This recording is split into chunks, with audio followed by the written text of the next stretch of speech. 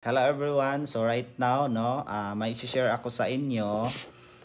Isa sa gina-guide natin na kumita ngayon, hindi ito estudyante, hindi OFW, hindi ito housewife.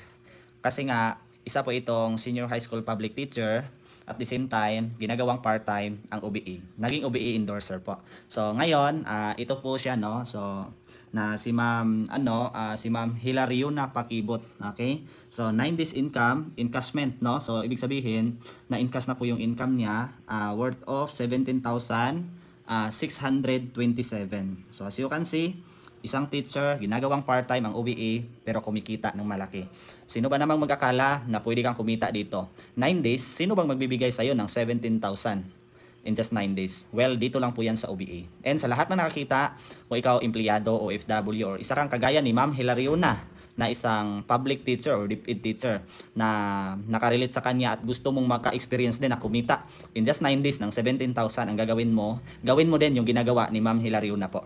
Kasi yung ginagawa niya, pumasok po siya sa OBA at naging qualify. Kaya ang kailangan mo lang kasi dito, cellphone, stable internet connection at yung tinatawag namin na account ID or user ID at makapag-online ka ng 2 to 3 hours sa isang araw. Kung interested ka na matutunan ito, actually yung ginagawa din ni Ma'am Hilariona, nag-copy and paste lang siya sa provided natin na script. Kung interested ka, comment ka sa comment section, mag-follow ka sa aking FB para ikaw ang ma-priority ko kung paano. See you!